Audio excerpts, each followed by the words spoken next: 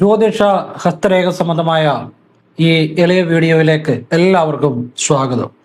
ഇന്ന് പറയാൻ പോകുന്നത് നിങ്ങളുടെ വീടിൻ്റെ കന്നി മൂലയിൽ നിന്ന് ഞാനീ പറയുന്ന വരി ഉരുവിട്ടാൽ ആ വീട് സമ്പന്നമാകും, അതിസമ്പന്നമാകും ആ വീട് എന്നുള്ളതാണ്. അപ്പം കന്നിമൂലയിൽ, വീടിൻ്റെ കന്നിമൂലയിൽ നിന്ന് ഞാനീ പറയുന്ന വരി, ഞാനീ പറയുന്ന രീതി നിങ്ങളൊന്ന് ഉരുവിട്ട് നോക്കുക. ഒരു കാശിയലവുള്ള പരിപാടിയല്ല, നിങ്ങൾക്കൊന്ന് ചെയ്ത് നോക്കുക. ആ വീട് അതിസമ്പന്നമായിട്ട് വരും. അങ്ങനെയുള്ളൊരു കാര്യമാണ് ഇന്ന് പറയുന്നത്. വീഡിയോ മുഴുവൻ കാണാൻ ശ്രമിക്കണം. കാരണം ഞാനീ പറയുന്ന വീഡിയോയിൽ പറയുന്ന ഈ കാര്യങ്ങളൊന്നും നിങ്ങൾക്ക് ഒരിടത്തുനിന്നും കിട്ടത്തില്ല. അങ്ങനെയുള്ള ചില കാര്യങ്ങൾ വീഡിയോയിൽ ഉടനീളം പറയുന്നുണ്ട്. അപ്പോൾ അതുകൊണ്ട് വീഡിയോ മുഴുവൻ കാണാൻ ശ്രമിക്കുക. ഞാനീ പറയുന്നത് എൻ്റെ കഴിവോ അറിവോ ഒന്നുമല്ല, ഈശ്വരൻ തരുന്ന ജ്ഞാനമാണ് പറഞ്ഞു തരുന്നത്. ഞാൻ ആ ശിവൻ്റെ വഴി പിന്തുടരുന്ന ആളാണ്. എൻ്റെ യാത്രയിൽ എനിക്ക് ഈശ്വരൻ തന്ന കാര്യങ്ങളായി പറഞ്ഞു തരുന്നത്. അപ്പോൾ അത് എൻ്റെ കഴിവൊന്നും അതിൻ്റെ അകത്തില്ല കേട്ടോ, അതുകൂടെ പറഞ്ഞേക്കാം. അല്ല, ഈശ്വരൻ തരുന്ന ജ്ഞാനമാണ്. അപ്പോൾ പരമേശ്വരന് നന്ദി, പരമേശ്വരിക്ക് നന്ദി, അകത്തീശ്വരന് നന്ദി. എപ്പോഴും ഓം അകത്തീശായ നമാന്ന് കൂടെ ജപിക്കുക. നിങ്ങളുടെ അകത്തീശ്വരൻ, കരുണയുള്ള അകത്തീശ്വരൻ നിങ്ങളെ നല്ല വഴിക്ക് നയിക്കും. നിങ്ങളുടെ മനസ്സിൽ നന്മ, ഈശ്വരബോധം, വിജയങ്ങൾ ഒക്കെ ഉണ്ടായി വരും. തെറ്റിലേക്ക് പോകത്തില്ല. അതാണ് അകത്തീശ്വരനെ വിളിച്ചാലൊരു ഗുണം. എത്ര തെറ്റുകളിലേക്ക് പോകുന്ന വ്യക്തിയും നന്മയിലേക്ക് വരും. ഞാൻ ഹൃദയത്തിൽ തൊട്ടാണ് പറയുന്നത്. ഓം അകത്തീശായ നമ. അപ്പം ഞാനിനിയും വിശദമായിട്ട് നിങ്ങളുടെ വീടിൻ്റെ കന്നിമൂലയിൽ നിന്ന് ഏതു വരിയാണ് ജപിക്കേണ്ടത് എന്നുള്ളത് വിശദമായിട്ട് പറഞ്ഞുതരാം. അതൊരു മഹാലക്ഷ്മിയുടെ രഹസ്യ മന്ത്രമാണ്. രഹസ്യ മന്ത്രം എന്ന് പറഞ്ഞാൽ മന്ത്രം എല്ലാവർക്കും അറിയാം, പക്ഷെ ആ മന്ത്രത്തിൻ്റെ പ്രയോഗത്തിലാണ് രഹസ്യം ഇരിക്കുന്നത്. അത് ഞാൻ എല്ലാം വഴിയെ പറഞ്ഞുതരാം. വീഡിയോ മുഴുവൻ കാണാൻ ശ്രമിക്കണം. അതോടൊപ്പം ഒരു കാര്യം കൂടെ പറയുകയാണ്, നേരിട്ട് കൺസൾട്ടിങ് ഇല്ല, വാട്സപ്പ് വഴി മാത്രമേ ഉള്ളൂ. സംഖ്യാ ജ്യോതിഷം, ഹസ്തരേഖ, ഗ്രഹനില ഇതൊക്കെയാണ് വിശകലനം ചെയ്യുന്നത്. അപ്പോൾ നിങ്ങൾ ചെയ്യാൻ താല്പര്യമുള്ളൊരു വാട്സപ്പ് ഇടുക. ഞാൻ ഫ്രീ ആകുമ്പോൾ റിപ്ലൈ തരും. എല്ലാവർക്കും റിപ്ലൈ തരാൻ പറ്റത്തില്ല, ഒരുപാട് മെസ്സേജുകളാണ് വരുന്നത്. പറ്റുന്നവർക്ക് റിപ്ലൈ തരും, ചെയ്യുന്ന രീതി പറയും. ഞാൻ നല്ല കാര്യങ്ങൾ മാത്രമേ പറയാറുള്ളൂ. ക്ഷേത്രത്തിലേക്കുള്ള ലളിതമായ വഴിപാടുകളെ പറയാറുള്ളൂ. ആവശ്യമുള്ളവർ ചെയ്യുക.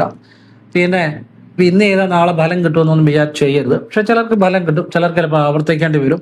അതൊക്കെ ആദ്യമേ പറയും. കേട്ടിട്ട് ആവശ്യമുണ്ടെങ്കിൽ നോക്കിയാൽ മതി. പിന്നെ നമ്മൾ പ്രയത്നിക്കുകയും കൂടെ വേണം. അപ്പോഴാണ് ഇത്രയും കാര്യങ്ങൾ ചേരുമ്പോഴാണ് ജീവിതത്തിൽ മാറ്റം ഉണ്ടാകുന്നത്. പിന്നെ ഭാഗ്യസംഖ്യ, ഭാഗ്യനിറം, വിളിക്കേണ്ട ദേവത, അതൊക്കെ ഞാൻ പറഞ്ഞുതരും. ഇങ്ങനെയാണ്. പിന്നെ ഫോൺ വിളിച്ചാൽ കിട്ടത്തില്ല, നേരിട്ട് വന്നാലും നോക്കാൻ പറ്റത്തില്ല. ഇതാണ് സാഹചര്യം. ഞാൻ പറഞ്ഞതേ ഉള്ളൂ, കാരണം പുതിയതായിട്ട് വീഡിയോ കാണുന്നവരുണ്ടായിരിക്കും. ആ നിലയിലാണ് എല്ലാ വീഡിയോയിലും പറയുന്നത്. അപ്പോൾ ഇനി വിഷയത്തിലേക്ക് വരികയാണ്. എല്ലാവരെയും പരമേശ്വരൻ അനുഗ്രഹിക്കട്ടെ, പരമേശ്വരി അനുഗ്രഹിക്കട്ടെ, അകത്തീശ്വരൻ അനുഗ്രഹിക്കട്ടെ എന്ന് പ്രാർത്ഥിച്ചുകൊണ്ട്, ഹൃദയത്തിൽ നിന്ന് പ്രാർത്ഥിച്ചുകൊണ്ട്, ഓം നർപ്പവി നർപ്പവി നർപ്പവി, എല്ലാവർക്കും നല്ലത് ഭവിക്കട്ടെ, ഒരു സിദ്ധമന്ത്രമാണ്. പ്രാർത്ഥിച്ചുകൊണ്ട് വീഡിയോയിലേക്ക് വരികയാണ്. ഞാൻ വിശദമായിട്ട് പറഞ്ഞുതരാം. നിങ്ങളുടെ വീടിൻ്റെ തെക്ക് പടിഞ്ഞാറേ മുറിയിൽ, ആ തെക്ക് പടിഞ്ഞാറേ മൂലയിൽ നിന്ന് ഈ വരികൾ ജപിക്കാം. ഇനി നിങ്ങളുടെ വീടിൻ്റെ തെക്ക് പടിഞ്ഞാറേ മൂലയിൽ ഒരു മുറി കാണുമല്ലോ, ആ മുറിയുടെ തെക്ക് പടിഞ്ഞാറേ മൂലയിൽ നിന്ന് ജപിക്കുക എന്ന് പറഞ്ഞു. അതുകൂടാതെ കിടക്കുന്ന മുറി ഒഴിച്ചു വേറെ എവിടെ വേണമെങ്കിലും, ഏത് മുറിയുടെയോ അല്ലെങ്കിൽ ഹാളിൻ്റെയോ തെക്കു പടിഞ്ഞാറേ മൂലയിൽ ഒന്നുകിൽ വടക്കോട്ട് നിന്നോ കിഴക്കോട്ട് നിന്നോ ഈ വരികൾ ജപിക്കാം. ഈ വരികൾ ജപിച്ചു കഴിഞ്ഞാൽ ആ വീട് അതിസമ്പന്നമാകും, വിശ്വാസത്തോടെ ജപിച്ചാൽ. പിന്നെ ഇതിൻ്റെ അകത്ത് ചില പ്രത്യേകതകളുണ്ട്, ചില രഹസ്യങ്ങളുണ്ട് ഈ വരി ജപിക്കുമ്പോൾ. അതുകൂടെ കേട്ടിട്ട് ജപിക്കാവുള്ളൂ. അപ്പോൾ അത് ഞാൻ പറഞ്ഞുതരാം. അപ്പോൾ ആദ്യം ആ വരികൾ പറഞ്ഞുതരാം. ആ വരികൾ കേട്ടെന്ന് കരുതി നിങ്ങൾ കയറി ജപിക്കരുത്, മുഴുവൻ കേട്ടിട്ടേ ജപിക്കാവുള്ളൂ.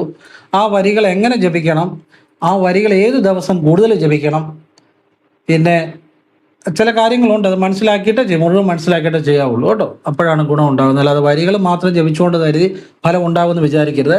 അതിനോടനുബന്ധമായിട്ടുള്ള കാര്യങ്ങളൂടെ മനസ്സിലാക്കി ചെയ്യുമ്പോഴത് ഗുണം ഉണ്ടാകുന്നത്.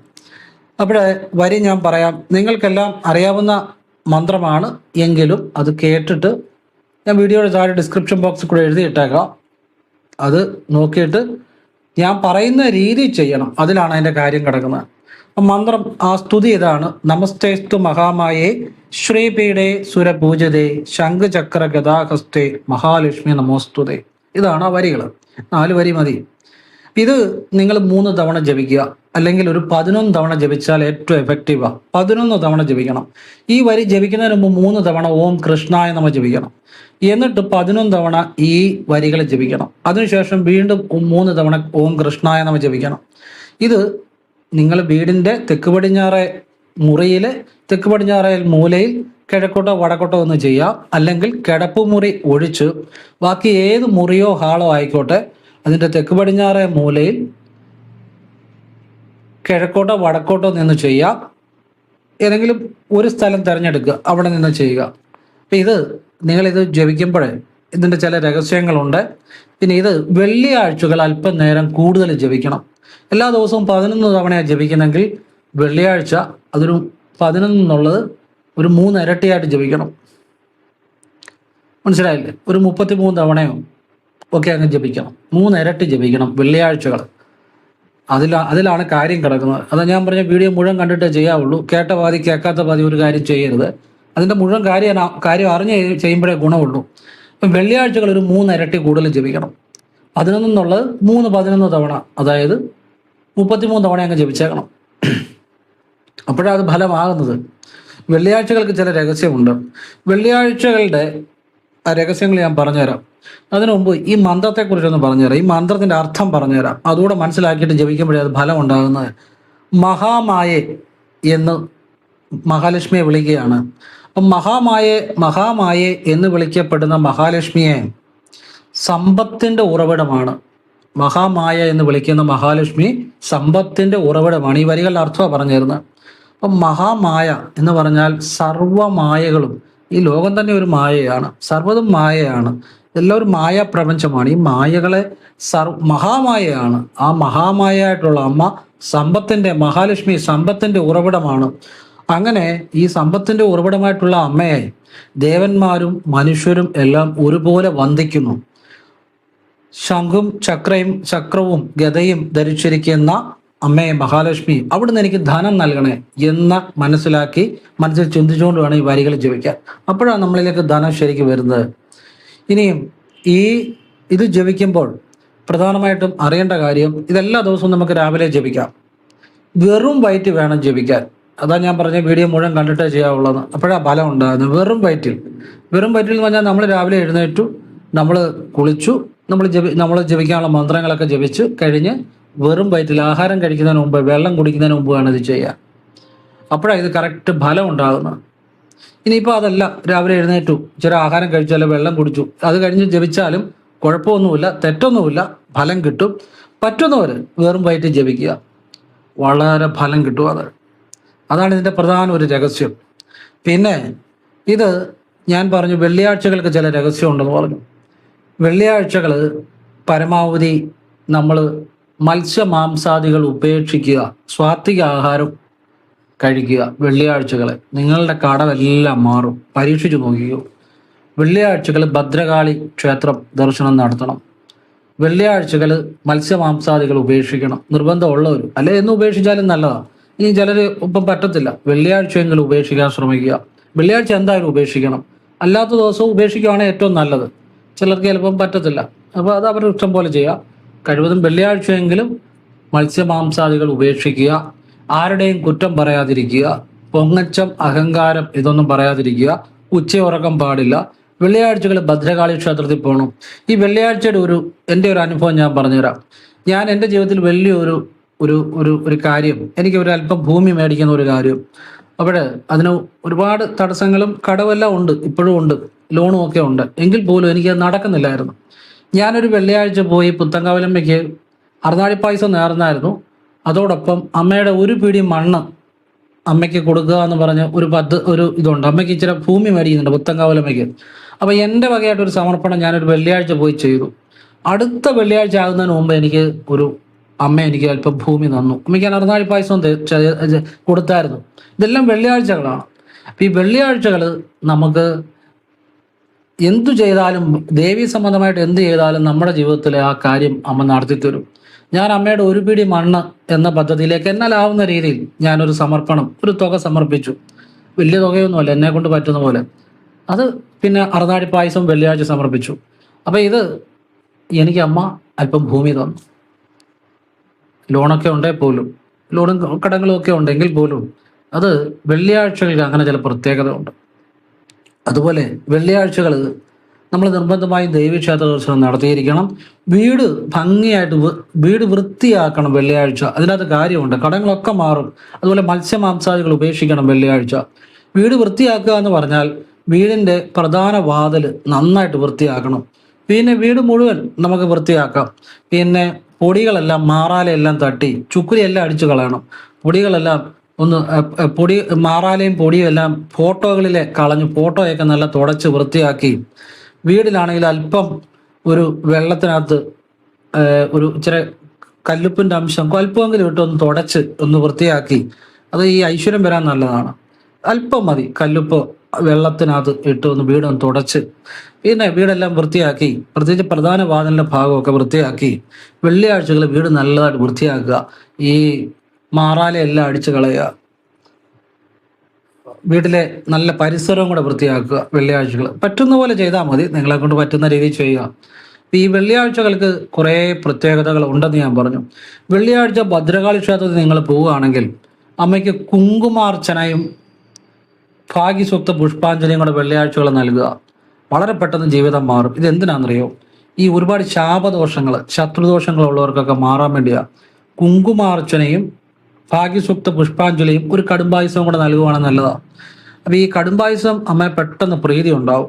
കുങ്കുമാർച്ചന നിങ്ങളുടെ ശാപദോഷങ്ങൾ മാറാനാണ്. ഇപ്പം ഏതൊരു വ്യക്തി ആയിക്കോട്ടെ, ശാപദോഷങ്ങൾ ഉണ്ടെങ്കിൽ എന്തു വഴിപാടുകൾ ചെയ്താലും അത് ഫലമാകത്തില്ല. വെള്ളത്തിൽ വരയ്ക്കുന്ന വര പോലെയുള്ളൂ. വെള്ളത്തിലൊരു വര വരച്ചാൽ കാണാൻ പറ്റുമോ? വരച്ചു കഴിയുമ്പം കാണത്തില്ല എന്ന് പറഞ്ഞ പോലെ ഉള്ളൂ. കർമ്മദോഷങ്ങൾ, ശാപദോഷങ്ങളുണ്ട്, എന്ത് പരിഹാരങ്ങൾ ചെയ്താലും അത് ഫലം കിട്ടാൻ തടസ്സമുണ്ടാവും. അതിന് ഏറ്റവും നല്ല കുങ്കുമാർച്ചന നല്ലതാണ്. വെള്ളിയാഴ്ച ഭദ്രകാളി അമ്മയ്ക്ക് കുങ്കുമാർച്ചനയും ഭാഗ്യസൂക്ത പുഷ്പാഞ്ജലി ഒരു കടുംബായുസം കൂടെ കൊടുക്കുക. ഇനിയും കുങ്കുമാർച്ചന ഇല്ല എന്ന് ചില ക്ഷേത്രത്തിൽ പറയുകയാണെങ്കിൽ കുങ്കുമം സമർപ്പിക്കുക, ഭാഗ്യസൂക്ത പുഷ്പാഞ്ജലിയും കടുംബായുസം കൂടെ കൊടുക്കുക. നിങ്ങളെ കൊണ്ട് സാധിക്കുന്ന പോലെ ചെയ്താൽ മതി. ഇപ്പം എല്ലാ വെള്ളിയാഴ്ചയും നമുക്ക് ചെയ്യാൻ പറ്റുന്നവർ ചെയ്യുക, അല്ല ഒരു വെള്ളിയാഴ്ചയെങ്കിലും മാസത്തിൽ ചെയ്യാൻ ശ്രമിക്കുക. ഇനി വെള്ളിയാഴ്ചകൾ തുടർന്നും പറ്റുന്നവർ ചെയ്യുക. നിങ്ങളുടെ സാഹചര്യം പോലെ ചെയ്താൽ മതി കേട്ടോ. ഒരു വെള്ളിയാഴ്ചയെങ്കിലും മാസം ചെയ്യുന്ന നല്ലതാണ്. അപ്പം ഇത് വെള്ളിയാഴ്ചകളുടെ ചില രഹസ്യങ്ങളെ പറഞ്ഞു തരുന്നതാണ്. പിന്നെ വെള്ളിയാഴ്ച അമ്മയ്ക്ക് ചുവന്ന പട്ടും 20-30 രൂപയുടെ എള്ളെണ്ണയും കൂടെ കൂട്ടിപ്പിടിച്ച് നമുക്ക് ഏതെങ്കിലും ഒരു പ്രത്യേക കാര്യം, നടക്കാത്തൊരു കാര്യം നടക്കണമെന്ന് പ്രാർത്ഥിച്ച് നടക്കി വെച്ചാൽ പലപ്പോഴും നടക്കുന്ന അനുഭവം, ആ കാര്യം നടക്കുന്നതായിട്ട് മനസ്സിലാക്കാൻ സാധിച്ചിട്ടുണ്ട്. ചുവന്ന പട്ടും 20-30 രൂപയുടെ എള്ളെണ്ണയും കൂടെ കൂട്ടിപ്പിടിച്ച് അമ്മേന്ന് മനസ്സുകൊണ്ട് കരഞ്ഞ് പ്രാർത്ഥിക്കണം. അമ്മ അതുപോലെ മനസ്സവിടെ ചെല്ലണം. അല്ലാതെ വെച്ചിട്ട് ഒരു കാര്യമില്ല, വെറുതെ സമയം കളയാന്നുള്ളൂ. അങ്ങനെ വിശ്വാസത്തോടെ ചെയ്തവർ പല കാര്യങ്ങളും നേടിയെടുക്കുന്നതായിട്ട് കണ്ടിട്ടുണ്ട്. അതുപോലെ തന്നെ ഈ വെള്ളിയാഴ്ചകൾ അമ്മയ്ക്ക് ഏറ്റവും ഇഷ്ടമുള്ള ഒരു കാര്യമാണ് ഈ അമ്മയുടെ ഇഷ്ട നിവേദ്യമായ കടുംബായുസവും ഭാഗ്യസൂക്ത പുഷ്പാഞ്ജലിയും വളരെ ഇഷ്ടമാണ്. പിന്നെ ഇപ്പം ജോലി കിട്ടാൻ വേണ്ടി ത്രിശതി നാമാർച്ചന നല്ലതാണ്. തിരുമേനിമാരോട് പറഞ്ഞാൽ അവർക്കറിയാം, അല്ലെ രസീത് എടുക്കുന്നിടത്ത് പറഞ്ഞാൽ അവർക്കറിയാം, അല്ലെ തിരുമേനിമാരോട് പറയാം ത്രിശതി നാമ മന്ത്രാർച്ചന. ഞാൻ പറഞ്ഞ ത്രിശതി നാമ മന്ത്രാർച്ചന വെള്ളിയാഴ്ച ചെയ്ത് ജോലി കിട്ടിയെന്ന് ജോലി ഇരിക്കുന്ന ആളുകളുണ്ട്. ഏറ്റവും നല്ല. പിന്നെ ഈ പഠിക്കുന്ന കുട്ടികൾക്കും തൊഴിലില്ലാത്തവർക്കൊക്കെ ചുവന്ന പൂക്കളും വെള്ളപ്പൂക്കൾ കൊണ്ട് വെള്ളിയാഴ്ച അർച്ചന ചെയ്യുന്ന നല്ലതാണ്. സാധാ അർച്ചന ചെയ്താൽ മതി. പിന്നെ ഒരു ഭാഗ്യസൂക്ത പുഷ്പാഞ്ജലിയും കൂടെ കൊടുക്കുന്ന നല്ലതാണ്. പിന്നെ ഈ സ്വഭാവം ഇപ്പം മോശം കൂട്ടുകെട്ടുകളിൽ പോകുന്ന കുട്ടികൾക്ക് വെള്ളിയാഴ്ച രക്തപുഷ്പാഞ്ജലിയും ചെമ്പരത്തിമാലയും ഭദ്രകാളിക്ക് കൊടുത്താൽ മതി. ചെമ്പരത്തിമാല ഇല്ല എന്നുണ്ടെങ്കിൽ ചുവന്ന പൂക്കളും വെള്ളപ്പൂക്കൾ കൊണ്ടുള്ള അർച്ചന ഇത് വെള്ളിയാഴ്ചകൾ ആവർത്തിക്കാം. ഇപ്പം നമ്മുടെ ആവശ്യം എന്താണോ അതനുസരിച്ച് ചെയ്യുക. ഇതെല്ലാം കൂടെ ഒരാൾ ചെയ്യാനല്ലേ പറയുന്നത്. അവനവൻ എന്ത് വേണോ അതിനനുസരിച്ചുള്ള കാര്യങ്ങൾ വെള്ളിയാഴ്ചകൾ ചെയ്യുക. എന്തായാലും വെള്ളിയാഴ്ചകളിലെ ക്ഷേത്ര ദർശനം അത്ഭുതകരമായ രീതിയിൽ മാറ്റങ്ങൾ ഉണ്ടാക്കും. വെള്ളിയാഴ്ചകൾ അതുപോലെ ഈ വലിയ വലിയ കോടീശ്വരന്മാർ ചെയ്യുന്ന ഒരു കാര്യമുണ്ട്. താമരപ്പൂ വെള്ളിയാഴ്ച ഭദ്രകാളിക്ക്, അല്ല ദേവിക്ക്, ഏത് ദേവിക്ക് ആയിക്കോട്ടെ, വെള്ളിയാഴ്ച ഭദ്രകാളി ആയിക്കോട്ടെ, ദേവി ആയിക്കോട്ടെ, ഏത് ദേവിമാർക്കും ചെയ്യാം. വെള്ളിയാഴ്ച പ്രത്യേകിച്ച് ഭദ്രകാളിയാണെങ്കിൽ പെട്ടെന്ന് ബലം ഉണ്ടാവും. താമരപ്പൂ സമർപ്പിച്ച് പ്രാർത്ഥിക്കുന്നത് നല്ലതാണ്. താമരപ്പൂ ഇപ്പം മാല കെട്ടുന്നവരോട് പറഞ്ഞാൽ അവർ സംഘടിപ്പിച്ച് തരും. വെള്ളിയാഴ്ച സാമ്പത്തികം ഉണ്ടാവും. ഈ താമരപ്പൂ സമർപ്പിക്കുമ്പം നിങ്ങൾ ഈ നമസ്തേസ്തു മഹാമായേ ശ്രീപീഠേ സുരപൂജിതേ ശംഖചക്ര ഗദാഹസ്തേ മഹാലക്ഷ്മി നമസ്തുതേ ഇത് ജപിക്കുന്നതിന് മുമ്പ് ആ ഭദ്രകാളിയമ്മയെ ഒന്ന് സ്തുതിക്കണം. ഭദ്രകാളിയമ്മയെ കോടി കോടി പ്രണാമം. ഇപ്പം പുത്തങ്കാവിലമ്മയാണ്, പുത്തങ്കാവിലമ്മയെ ആ ക്ഷേത്ര പേര് ചേർത്തൊന്ന് സ്തുതിക്കണം. കോടി കോടി പ്രണാമം, നന്ദി, മഹത്വം എന്ന് പറഞ്ഞിട്ട് സ്തുതിച്ചിട്ട് വേണം ഈ മഹാലക്ഷ്മിയുടെ ജപിക്കാൻ.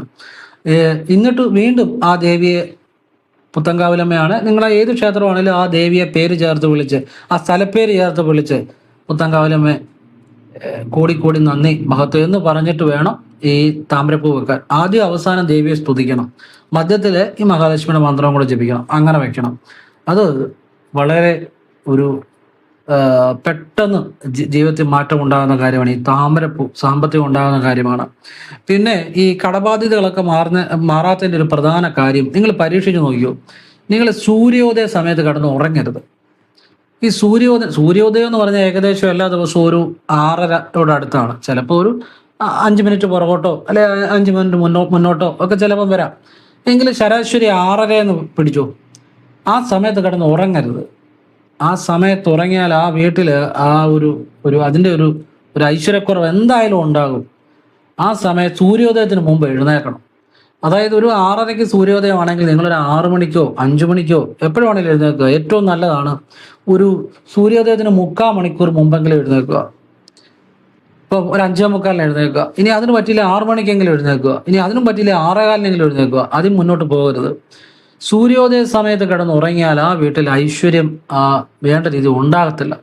അപ്പോൾ സൂര്യോദയത്തിന് മുമ്പ് എഴുന്നേൽക്കുക. എഴുന്നേറ്റ് ചെയ്യുന്ന ഏത് പ്രാർത്ഥനകളും ഫലം കാണുമെന്നുള്ളതാണ്. ഏത് ചിന്തകളും അത് ഫലം കാണുമെന്നുള്ളതാണ്. നമ്മൾ ചിന്തിക്കുന്ന കാര്യങ്ങൾ വരെ നടക്കും. അപ്പോൾ ഈ സൂര്യോദയത്തിന് മുമ്പത്തെ എഴുന്നേൽക്കുന്നതിന് ഒരുപാട് പ്രാധാന്യമുണ്ട്. പിന്നെ അത് നിത്യേന അങ്ങനെ ചെയ്യുക, എല്ലാ ദിവസവും ചെയ്യുക. സൂര്യോദയത്തിന് മുമ്പ്, സൂര്യോദയ സമയത്ത് കിടന്ന് ഉറങ്ങരുത്. അത് ഒന്ന് പരീക്ഷിച്ച് നോക്കുക. ഒരു 3 മാസം പരീക്ഷിച്ച് നോക്കുക. ജീവിതത്തിൽ മാറ്റം വന്നില്ലെങ്കിൽ നിങ്ങൾ ചെയ്യണ്ട. മാറ്റം ഉണ്ടായാൽ നിങ്ങളിതെന്നും ചെയ്യുക. കാരണം ഇത് ചെയ്തവർക്ക് മാറ്റം ഉണ്ടായിട്ടുണ്ട്. ഈ നമ്മുടെ വീട്ടിലെ ഐശ്വര്യം ഉണ്ടാകുന്നതിന് നമ്മൾ ചെയ്യുന്ന പ്രവർത്തികളുമായിട്ട് ബന്ധമുണ്ട്. നമ്മളുടെ പ്രവൃത്തികളുമായിട്ട് ബന്ധമുണ്ട് നമ്മുടെ വീട്ടിൽ ഐശ്വര്യം ഉണ്ടാകുന്നതിന്. നമ്മൾ ആ വീട്ടിൽ ഇപ്പോൾ ഒരു വീടിൻ്റെ ഏതെങ്കിലും ഒരു ഉയർച്ചയില്ലാന്ന് കണ്ട ഉടനെ വീട് പൊളിക്കുകയോ അല്ലെ പുതിയ വീടിലെ ലക്ഷങ്ങൾ മുടക്കിയ ഉടനെ വേറെ മാറ്റങ്ങൾ വരുത്തുകയോ, ഇതൊക്കെ പൈസ ഉള്ളവർ ചെയ്തോട്ടെ. ഞാൻ സാധാരണക്കാരുടെ കാര്യമാണ് പറയുന്നത്. ഇതൊന്നും അല്ല ചെയ്യേണ്ടത്. ചില നല്ല പ്രാർത്ഥനകൾ, ചില നല്ല കാര്യങ്ങൾ ചെയ്ത് ആ വീട്ടിൽ നല്ല മാറ്റം വരും. ഞാൻ എപ്പോഴും പറയാറുണ്ട്, ഈ പല വീടുകളിലും ഈ മദ്യപാന ലഹരി ഇതൊക്കെ ആയിട്ട് വഴക്കുകളൊക്കെ ഉണ്ടാകുമ്പോൾ മലയാള മാസം ആദ്യത്തെ ചൊവ്വാഴ്ചയോ അല്ലെങ്കിൽ മാസത്തിൽ 4 ചൊവ്വാഴ്ചയുണ്ട്, അല്ലെങ്കിൽ 4 ചൊവ്വാഴ്ചയോ ചെയ്യാം. പായിപ്പാട് പുത്തൻകാവിലമ്മയ്ക്ക് 100 രൂപയുടെ ഗുരുനിവേദ്യം ചെയ്തവരെല്ലാം ഒന്നുകിൽ മദ്യപാനം മാറിയിട്ടുണ്ട്, അല്ലെങ്കിൽ നല്ല മാറ്റം വന്നിട്ടുണ്ട്. അത് ഭാര്യയുടെയും ഭർത്താവിൻ്റെയും പേരിൽ ചെയ്യണം. എന്തിനാണെന്ന് വെച്ചാൽ ഭർത്താവിൻ്റെ പേരിൽ ചെയ്യുമ്പോൾ അയാളുടെ മദ്യപാനം ലഹരി സ്വഭാവം ഒക്കെ മാറി ഉയർച്ചുണ്ടാകും. ഭാര്യയുടെ പേരിൽ ചെയ്യുമ്പോൾ ഭാര്യയ്ക്ക് ഉണ്ടായ ശത്രുദോഷങ്ങൾ മാറിക്കിട്ടും. ഇത് സ്വഭാവം നന്നാകാനും ശത്രുദോഷങ്ങൾ മാറാനും രണ്ടിനും നല്ലതാണ്. പറഞ്ഞ് മനസ്സിലായില്ലേ? അപ്പം ഇത് ഏത് കാര്യങ്ങൾക്ക് വേണേലും ചെയ്യാമെന്നുള്ളതാണ്. അപ്പം ഇങ്ങനെ ചില കാര്യങ്ങളുണ്ട്. ഈ നമ്മൾ ചെയ്യേണ്ട ചില കാര്യങ്ങളുണ്ട് വീട്ടിൽ ഐശ്വര്യം ഉണ്ടാകാൻ. അതുപോലെ വീട്ടിൽ നമ്മൾ കർപ്പൂരം തൊട്ട് പ്രാർത്ഥിക്കുന്ന എപ്പോഴും നല്ലതാണ്. ആ വീട്ടിലേക്ക് നല്ല മാറ്റങ്ങൾ വരും. കർപ്പൂരം തൊട്ട് പ്രാർത്ഥിച്ചാൽ വീട്ടിൽ എല്ലാ ദിവസവും എള്ളെണ്ണ ഉപയോഗിക്കാമെന്ന് ഞാൻ പറഞ്ഞു. തിങ്കളാഴ്ചയും ഞായറാഴ്ചയും വേണമെങ്കിൽ നെയ്യ് ഉപയോഗിക്കാം. ഇനിയും തിങ്കളാഴ്ചയും ഞായറാഴ്ചയും നെയ്യ് ഉപയോഗിക്കുന്നത് നല്ലതാണ്.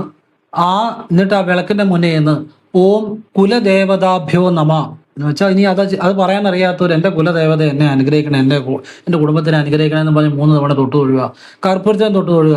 കുലദേവത എവിടെ ഇരുന്നാലും വിളി കേൾക്കും. ഓം കുലദേവതാഭ്യോ നമ. അതറിയാത്തവർ, അങ്ങനെ പറയാൻ ബുദ്ധിമുട്ടുള്ളവർ, എൻ്റെ കുലദേവതയെ എൻ്റെ കുടുംബത്തിനെ അനുഗ്രഹിക്കണേ എന്ന് പറഞ്ഞ് ആ നെയ്വിളക്കിൻ്റെ കിഴക്കോട്ടുള്ള നാളത്തെ തൊട്ട് തൊഴുക.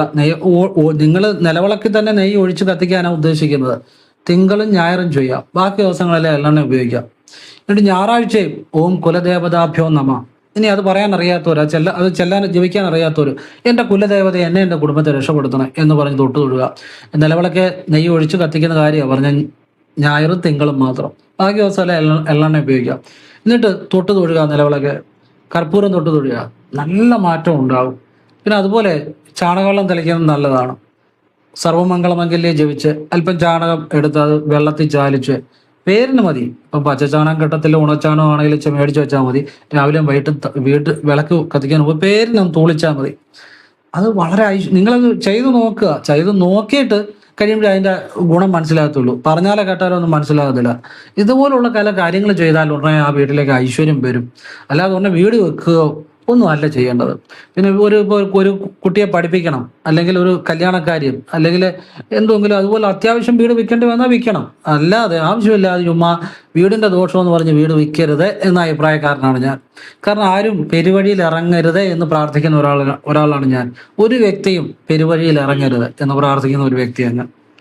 ഇപ്പം എല്ലാവരും ഉള്ളത് കളയാൻ എളുപ്പമാണ്. അതുകൊണ്ട് ഞാൻ പറഞ്ഞു തന്ന അപ്പം ഇങ്ങനെ ചില കാര്യങ്ങൾ വീട്ടിൽ ചെയ്താൽ തന്നെ ആ വീട്ടിൽ അത്ഭുതകരമായ മാറ്റം ഉണ്ടാവും. അപ്പം വീട്ടിൽ ചെയ്യേണ്ട കാര്യങ്ങളാണിതെല്ലാം. അതുപോലെ ഞാൻ എപ്പോഴും നിങ്ങളോട് പറയാറുണ്ട്, നിങ്ങൾ അരി അടുപ്പത്ത് ഇടുന്നതിന് മുമ്പ് ഓം നമോ നാരായണായ ജപിക്കുക. ആ വീട്ടിലുള്ള നിങ്ങളെയും പാദം മുതൽ ശിരസ് വരെ മനസ്സിൽ കണ്ടുകൊണ്ട് വാഗൊണ്ടാ ജപിക്കേണ്ടത്. ആ വീട്ടിലുള്ള എല്ലാവരെയും മനസ്സിൽ കണ്ടുകൊണ്ട് ഓരോരുത്തരെയും പാദം മുതൽ ശിരസ് വരെ മനസ്സിൽ കണ്ടുകൊണ്ട് ഓം നമോ നാരായണായ ജപിക്കുക. എന്നിട്ട് അരി ഇടുക. എന്നിട്ട് ഭക്ഷണം കൊടുക്കുന്നതിന് മുമ്പ് ഇങ്ങനെ ജപിക്കുക. ഫ്രീ ആയിട്ടിരിക്കുമ്പോഴൊക്കെ ജപിക്കുക. ഗൃഹനാഥ ചെയ്താൽ മതി, വീട്ടമ്മ ചെയ്താൽ മതി. എല്ലാവർക്കും അതിൻ്റെ ഗുണം ഉണ്ടാകും. ആ വീട്ടിൽ വസിക്കുന്ന എല്ലാവർക്കും അതിൻ്റെ ഗുണം ഉണ്ടാകും. ഇനി വിദേശത്ത് ജോലി ചെയ്യുന്നവരാണെങ്കിൽ ഇവിടെ ഇരുന്നുകൊണ്ട് അവർക്ക് വേണ്ടി പ്രാർത്ഥിച്ചാലും ഗുണം ഉണ്ടാകും. ഈ ആഹാരം പാചകം ചെയ്യുന്നതിന് മുമ്പ് പ്രാർത്ഥിക്കുന്നതിന് പ്രത്യേക ശക്തിയുണ്ട്. ആഹാരം നമ്മളിപ്പം നമ്മൾ അരി ഇടുന്നു, അതിന് തൊട്ട് മുമ്പായിട്ട് പ്രാർത്ഥിക്കുന്നതിന് പ്രത്യേക ശക്തിയുണ്ട്. അങ്ങനെ ചില കാര്യങ്ങളുണ്ട്. ഞാനതാ ഞാനീ പറഞ്ഞു തരുന്ന കാര്യങ്ങൾ ലോകത്തിൽ ആരും ഇതുപോലെ നിങ്ങൾക്ക് പറഞ്ഞു തരത്തില്ല. അത് എന്തുകൊണ്ട് ഞാൻ പറഞ്ഞു തരുന്നു വെച്ചാൽ ഇതെൻ്റെ അറിവല്ല, അത് ഈശ്വരൻ തരുന്ന ജ്ഞാനമാണ്. എല്ലാത്തിനും ഈശ്വരന് നന്ദി, മഹത്വം.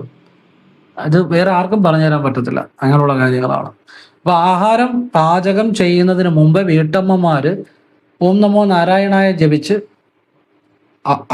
അവനവനെ തന്നെ സ്വയം മനസ്സിൽ കണ്ട് ജപിച്ചാൽ മതി, പാദം മുതൽ ശിരസ് വരെ. അതുപോലെ വീട്ടിലുള്ള ഓരോ വ്യക്തിയെയും ഓരോരുത്തരെയായിട്ട് പാദം മുതൽ മനസ്സിൽ കണ്ടുകൊണ്ട് ഓം നമോ നാരായണായ വാഗുകൊണ്ട് ജപിക്കുക. ഓം നമോ നാരായണായ നമാന്ന് ജപിക്കരുത്.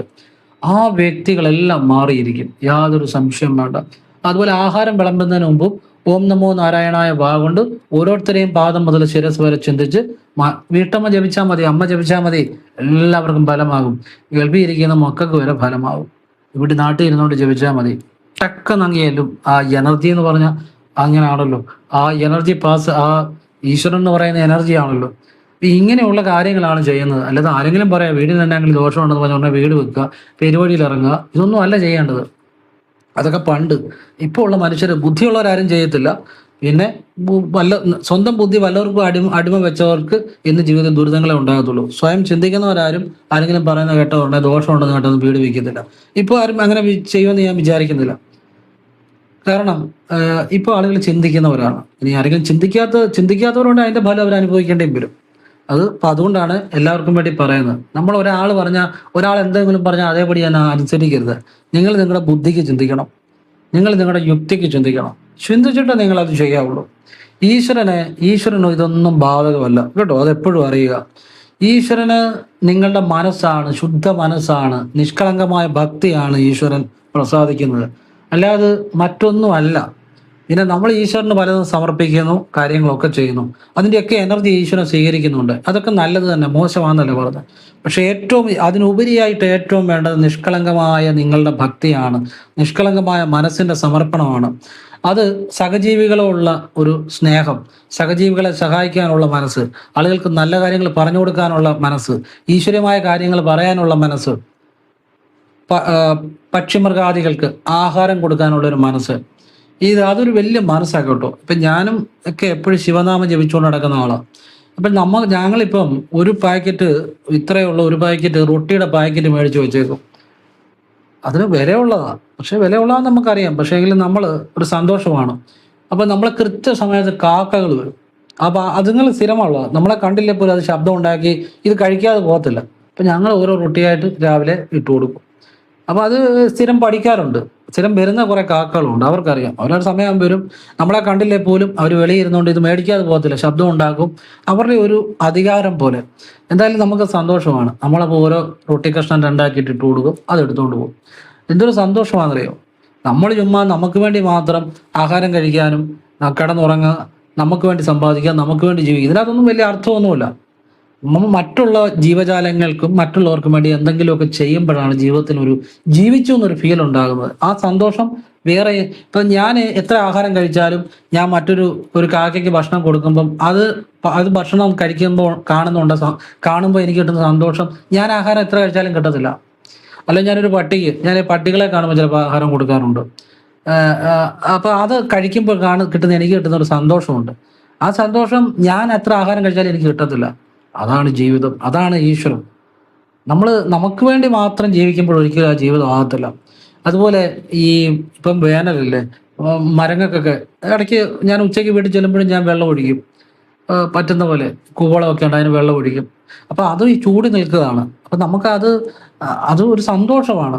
ഇങ്ങനെ പക്ഷിമൃഗാദികളോട്, പക്ഷികളോട്, മൃഗങ്ങളോട്, അല്ലെങ്കിൽ വൃക്ഷങ്ങളോട്, ഇതുങ്ങളോടൊക്കെ ഒരു ഒരു ഒരു സ്നേഹ ഒരു ഒരു ഒരു നമ്മളെ ആവുന്ന രീതിയിലുള്ള കാര്യങ്ങൾ ആകുമ്പോഴാണ് നമ്മൾ ജീവിച്ചു എന്നൊരു ഫീല് തോന്നത്തുള്ളൂ. അല്ല ഞാനിപ്പോൾ എനിക്ക് വേണ്ടി എൻ്റെ കുടുംബത്തിന് വേണ്ടി മാത്രം ജീവിക്കുക, അതിലൊന്നും വലിയ കാര്യമൊന്നുമില്ല. നമ്മൾ അപ്പോൾ ഈശ്വരനെ അറിയണമെങ്കിൽ നമുക്ക് വേണ്ടി ജീവിക്കണം. അതോടൊപ്പം മറ്റു ജീവജാലങ്ങൾക്ക് വേണ്ടി നമുക്ക് പറ്റുന്ന കാര്യങ്ങൾ ചെയ്യുക. ഇപ്പം ഞാനൊരു വലിയ ആളൊന്നുമല്ല, ഒരു ചെറിയ മനുഷ്യനാണ്. എൻ്റെ ചെറിയ ലോകമാണ്. വലിയ കാര്യങ്ങളൊന്നും എൻ്റെ ജീവിതത്തിൽ ഞാൻ എപ്പോഴും ശിവനാമം ജപിച്ച് കഴിയുന്ന ഒരു മനുഷ്യനാണ്. ഞാൻ വേറൊന്നും ആഗ്രഹിക്കുന്നുമില്ല. എനിക്ക് ഭഗവാന്റെ അനുഭവം ഉണ്ട് താനും. അപ്പോൾ എൻ്റെ ഈ കൊച്ചു ജീവിതത്തിനുള്ളിൽ തന്നെ ലക്ഷക്കണക്കിന് ആളുകൾ ഞാൻ പറയുന്ന പല കാര്യങ്ങളും ചെയ്ത് പറഞ്ഞ് കേട്ട് അവരുടെ ജീവിതത്തിലേക്ക് ഒരുപാട് മാറ്റങ്ങൾ ഉണ്ടായിട്ടുണ്ട്. ഒരു നേരമെങ്കിലും ഞാൻ പറയുന്ന കാര്യങ്ങൾ കൊണ്ട് പ്രയോജനം ഉണ്ടായ ലക്ഷക്കണക്കിന് ആളുകളുണ്ടെന്ന്. ഇതെൻ്റെ വൈഭവമല്ല, എൻ്റെ കഴിവല്ല. ഞാൻ പറഞ്ഞതെല്ലാം സത്യസന്ധമായിട്ടാണ്, നല്ല കാര്യങ്ങളാണ്, നല്ലത് മാത്രം ഉണ്ടാകുന്ന കാര്യങ്ങളാണ്, ഹൃദയത്തിൽ നിന്നാണ് പറഞ്ഞത്. അതുകൊണ്ടാണ് അത് ദൈവികമാണ്. അല്ല ചുമ്മാ വീഡിയോയ്ക്ക് വേണ്ടി എന്തെങ്കിലുമൊക്കെ പറയാനോ എനിക്കും അറിയാൻ പറയാൻ, പക്ഷെ ഞാൻ അങ്ങനെ ചെയ്തിട്ടില്ല. സത്യസന്ധമാണ്. അതുകൊണ്ട് എനിക്കൊരു സന്തോഷമുണ്ട്. അത് ഈശ്വരനാണ്. ലക്ഷക്കണക്കിന് ആളുകൾ, ഇപ്പം 4 ലക്ഷത്തിൽ മേലെ സബ്സ്ക്രൈബേഴ്സ് ഉണ്ട്. എത്രയോ വർഷങ്ങളായിട്ട് എത്രയോ ലക്ഷക്കണക്കിന് ആളുകൾ വീഡിയോ കാണുന്നു. ലക്ഷക്കണക്കിന് ആളുകൾ ഒരു നേരമെങ്കിലും അവരൊന്ന് സമാധാനത്തോടെ ഇരുന്നെങ്കിൽ, അവരുടെ വീട്ടിലെ കലഹം മാറിയെങ്കിൽ, അവർക്ക് സാമ്പത്തികം കിട്ടിയെങ്കിൽ, അവരുടെ ഒരു ലോണൊക്കെ അടയ്ക്കാനുള്ള ഒരു സഹായം കിട്ടിയെങ്കിൽ, അവരുടെ ജീവിതത്തിൽ ഒരു ജോലി ആയിക്കോട്ടെ, ഒരു വിവാഹമായിക്കോട്ടെ, അല്ലെങ്കിൽ ഒരു കുട്ടികൾ എന്ത് ഉയർച്ചയായിക്കോട്ടെ, ഞാൻ പറഞ്ഞ ഒരു കാര്യം കൊണ്ട് ഒരു പ്രാവശ്യമെങ്കിലും ഉണ്ടായിട്ടുണ്ടെങ്കിൽ എന്നല്ല, എത്രയോ ആളുകൾക്ക് അത് ഉണ്ടായി എങ്കിൽ അത് എൻ്റെ വൈഭവമല്ല, അത് ഈശ്വരനാണ് സംസാരിക്കുന്നത്. നമ്മളൊരു നിമിത്തമെന്നേ ഉള്ളൂ. അതൊന്നും അങ്ങ് ഉന്നതങ്ങളിൽ നിന്ന് വരുന്നതാണ്. ഹിസ് ഹൈനസ്, അത് ആ സെനത്ത് പോയിന്റിൽ നിന്ന്, ആ ഈശ്വരനിൽ നിന്ന്, പരമേശ്വരനിൽ നിന്ന് വരുന്ന അറിവാണ്. എനിക്ക് ഇത്രയും അറിവുകൾ പറയാനുള്ള അറിവോ കഴിവോ ഒന്നും എനിക്കില്ല. ഇതൊന്നും എൻ്റെ അല്ല. എനിക്ക് ഈശ്വരൻ തരുന്ന ജ്ഞാനമാണ് ഞാൻ പറഞ്ഞു തരുന്നത്. അപ്പം എൻ്റെ അമ്മ പറഞ്ഞു കേട്ടിട്ടുണ്ട്. അതായത് എന്നെ അമ്മ ഗർഭിണിയായിരുന്നപ്പോൾ ഈ അന്ന് അവർ കുട്ടനാട്ടിലാണ്, കാവാലത്താണ്. അപ്പോൾ അവിടെ ഒരു ദിവസം ഈ രാത്രി സമയത്താണെന്നാണ് പറയുന്നത്, പാതിരാത്രിക്ക് പ്രസവവേദന എടുത്തപ്പോൾ അന്ന് വള്ളത്തേലാണ്. അപ്പം രാത്രി വള്ളം പിടിച്ച് വള്ളത്തേൽ പോയപ്പം ഈ ബോട്ടൊക്കെ പോയി. അന്ന് ഭയങ്കരമായ തിരയുണ്ടായി. ചെറിയ കൊതുമ്പ് വള്ളമല്ലേ, ഈ യാത്ര സമയത്ത് വള്ളം മറിയേണ്ടതായിരുന്നു അവൾ. അങ്ങനെ വള്ളം മറിഞ്ഞിരുന്നെങ്കിൽ ഇന്ന് ഇത് പറയാൻ ഞാനില്ലായിരുന്നു. പക്ഷെ ഞാൻ പലപ്പോഴും ആലോചിക്കാറുണ്ട്, ആ വള്ളം മറിയാതിരുന്നത് തമ്പുരാൻ എഴുതി വെച്ചിട്ടുണ്ട്. ഞാനിങ്ങനെ ജനിക്കണമെന്നും നിങ്ങൾക്ക് ലക്ഷക്കണക്കിന് ആളുകൾക്ക് ഇതുപോലെ ദിവ്യമായ നല്ല കാര്യങ്ങൾ പറഞ്ഞു തരണമെന്നും തമ്പുരാൻ വിധിച്ചിട്ടുണ്ട്. അതുകൊണ്ട് തന്നെ ആയിരിക്കും വെള്ളം മറിയാഞ്ഞത്. ഇതെല്ലാം ഈശ്വരൻ്റെ ഒരു കയ്യൊപ്പാണ്, അല്ലാതെ എൻ്റെ കഴിവല്ല, നിങ്ങളുടെ കഴിവല്ല. പിന്നെ ഇപ്പം ആ ഒരു അമ്മയുടെ മോനായിട്ട് ഞാൻ ജനിക്കണമെങ്കിൽ അതിന് ആ അമ്മയും ഏതെങ്കിലും പുണ്യങ്ങൾ ചെയ്തിട്ടുണ്ടായിരിക്കാം. അല്ലെങ്കിൽ പിന്നെ ഇത്രയും കാര്യങ്ങൾ അവർ കാരണമാണല്ലോ നമ്മൾ ഈ ഭൂമിയിലേക്ക് വന്നത്. ഞാൻ എത്രയോ ദിവ്യ പുരുഷന്മാരെ കുറിച്ച്, ദിവ്യ ഗുരുക്കന്മാരെ കുറിച്ച് പറഞ്ഞു തന്നിരിക്കുന്നു, ഈശ്വരനെ കുറിച്ച് പറഞ്ഞു തന്നിരിക്കുന്നു. ഇതൊന്നും എൻ്റെ നോളജ് അല്ല. അതായത് ഒരിക്കൽ എൻ്റെ അമ്മ ഇങ്ങനെ പറഞ്ഞിട്ടുണ്ട്, ഒരു വിശന്ന് വന്ന ഒരു സ്ത്രീക്ക് അവരുടെ വീട്ടിൽ അന്ന് ഈ കഞ്ഞോളത്തിനകത്ത് തൈര് ഒഴിച്ച് ഇഷ്ടംപോലെ കുടിക്കാൻ കൊടുത്തു. അതിൻ്റെ അകത്തിപ്പം പറ്റും കാണുമല്ലോ. അത് അവരങ്ങ് ആർത്തിയോടെ കുടിച്ചു കഴിഞ്ഞ് അമ്മയെ അനുഗ്രഹിച്ചു. നിനക്കുണ്ടാകുന്നതെല്ലാം അമ്മക്കളായിരിക്കുമോ എന്ന് അമ്മ പറയാറുണ്ട്. പക്ഷെ ആ ഒരു പുണ്യം കൊണ്ടൊക്കെ ആയിരിക്കും ആ ഒരു ഗർഭപാത്രത്തിൽ നമ്മൾ വന്ന് ജനിച്ചതും. അത് അമ്മയുടെ അച്ഛൻ്റെ ഒക്കെ ഒരു പുണ്യം അതിനകത്ത് ഉണ്ടായിരിക്കും. അല്ലാന്നുണ്ടെങ്കിൽ അവരുള്ളതുകൊണ്ടാണ് ഞാനെന്നുള്ളത്. അപ്പോൾ അവരുടെയും കൂടെ ഒരു ഈശ്വരാധീനം കൊണ്ടാണ്. അതുകൊണ്ടാണ് നിങ്ങൾക്കും ഇതൊക്കെ പറഞ്ഞു തരാൻ പറ്റുന്നത്. എനിക്ക് ഇതെല്ലാം ഈശ്വരൻ കരുതി വെച്ച നിമിഷമാണ്. അല്ലെങ്കിൽ ഇതുപോലെയുള്ള ദിവ്യമായ ജ്ഞാനം ഞാൻ നിങ്ങൾക്ക് എത്രയോ ദിവ്യമായ അറിവുകൾ പറഞ്ഞു തന്നിരിക്കുന്നു. ശിവശിവ എന്ന മന്ത്രം, നമശിവായുടെ രഹസ്യം, മുരുകൻ എന്ന് പറഞ്ഞ മുരുകമന്ത്രത്തിന്റെ രഹസ്യം, അഗസ്ത്യരെ കുറിച്ച് എത്രയോ ഭദ്രകാളി രഹസ്യം, എത്രയോ ശിവവിദ്യകൾ. ഞാൻ പറയുന്ന കാര്യങ്ങൾ മോക്ഷദായകമാണ്. നിങ്ങളുടെ ആത്മാവിന് തന്നെ മോക്ഷം കിട്ടുന്ന വിദ്യകളാണ് പറഞ്ഞു തരുന്നത്. അതുപോലെ നിങ്ങൾക്ക് സമ്പത്തും ഐശ്വര്യം തരുന്ന എല്ലാ വിദ്യകളുമാണ്. അത് വേറൊരാൾ പറഞ്ഞു തരത്തില്ല, പറഞ്ഞുതരാൻ പറ്റത്തില്ല. ഞാൻ ഒരു ശിവയോഗി തന്നെയാണ്. എൻ്റെ ചെറുപ്പത്തിൽ തന്നെ ക്രിയാകുണ്ടലിൽ പ്രാണായാമം ഗുരുവിൽ നിന്ന് സ്വീകരിച്ചതാണ്. പിന്നെ ശിവയോഗം ചെയ്യുന്നതാണ്. ഇതൊന്നും എല്ലാം ഞാൻ ആ പരമേശ്വരനെ സമർപ്പിക്കുന്നു. ഇതൊന്നും എൻ്റെ എല്ലാ അറിവുകൾ ആ പരമേശ്വരനെ സമർപ്പിക്കുന്നു, പരമേശ്വരിയിൽ സമർപ്പിക്കുന്നു, അഗതീശ്വരനെ സമർപ്പിക്കുന്നു, ഈശ്വരനെ സമർപ്പിക്കുന്നു. എല്ലാവർക്കും നന്മ ഉണ്ടാകട്ടെ. ഓം നർപ്പവി നർപ്പവി നർപ്പവി പറഞ്ഞു പോയപ്പോൾ ഇത്രയും ഓട്ടോമാറ്റിക്കായിട്ട് ഉള്ളിൽ നിന്ന് വന്ന ഈശ്വരൻ എല്ലാവരെയും അനുഗ്രഹിക്കട്ടെ. ഓം പറയണമെന്ന് വെച്ച് പറഞ്ഞല്ല, ഓട്ടോമാറ്റിക്കായിട്ട് വന്നതാണ് കേട്ടോ, ഹൃദയത്തിൽ നിന്ന് വന്നതാണ്. ഓം കൃഷ്ണായ നമഃ. ശിവോഹം. ശിവശിവ.